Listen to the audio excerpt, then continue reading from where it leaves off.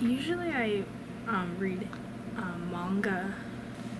Types I like are Black Butler, Naruto, Tokyo Ghoul, and there's just a whole lot of them. I can't, like, there's just too many to list. Mainly Minecraft chapter books and also books with a lot of pictures, because I get the animation in my head. Diary of the Wimpy Kid. I just want a whole collection of them. I like Minecraft books. Mostly sci-fi series like Harry Potter or The Hobbit or any Tolkien. Well, I like Mr. Popper's Penguins, 1984, and I also like this poem called Hope. I believe that's the name of it. It, I believe, is written by Emily Dickinson, and it is written about hope, like a bird being a bird, kind of representing hope.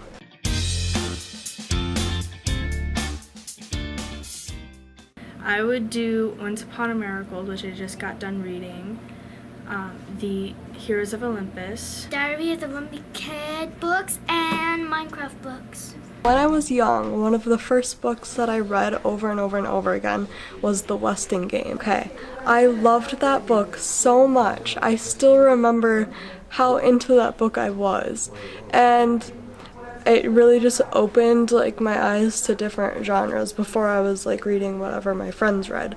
That was a book that we read for class that other people hated, and I loved it. So I realized not to listen to everybody else and just find my own books to read. the Divergent series, My Minecraft novel books. The Harry Potter series. Just if you haven't read it, there's so much more to it than just fantasy and magic.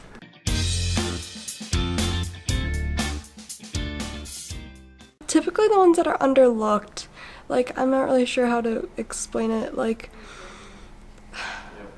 I think McGonagall in Harry Potter is my favorite character, and I just feel she's a little underlooked throughout the whole series. It's like, she's in there, and she has some very important roles towards the end, but even from the beginning, I thought she was a very influential woman and very influential to me. Jay Gatsby. I like him. He's good. He always has hope and dream, and I really like that. from Black Butlers, Sebastian, Grell, CL. They all have things in common because they all have a serious life story. We actually just started reading The Great Gatsby, which I've read before, but I have always really liked Daisy.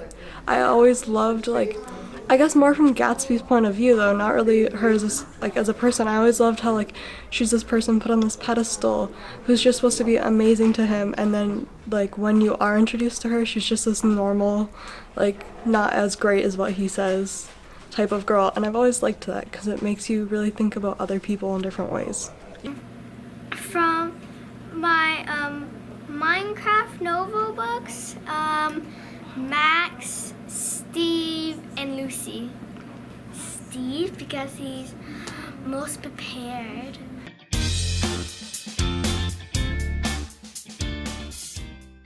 Probably, like, in all practicality, I'd bring a guide to survive, but a leisurely reading book, it would be something long, so probably a book from the Lord of the Rings series, just something long so that once I read it, it doesn't seem like it goes by quickly. Invasion of the Enderman.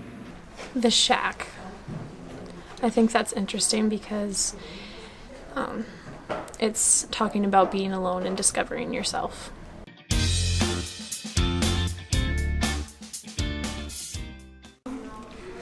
That's hard because I'll read just about anything that's put in front of me, but probably just fiction in general, just any fiction though. Okay. Not really a mystery, but any fiction. Usually comedy, Silence of Life, and school life.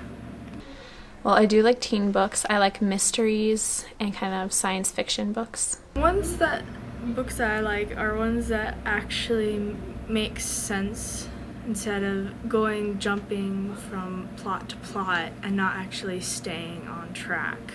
Because then if I'm having to write down the characters and the ways that they connect to others, then I know that it's too complicated.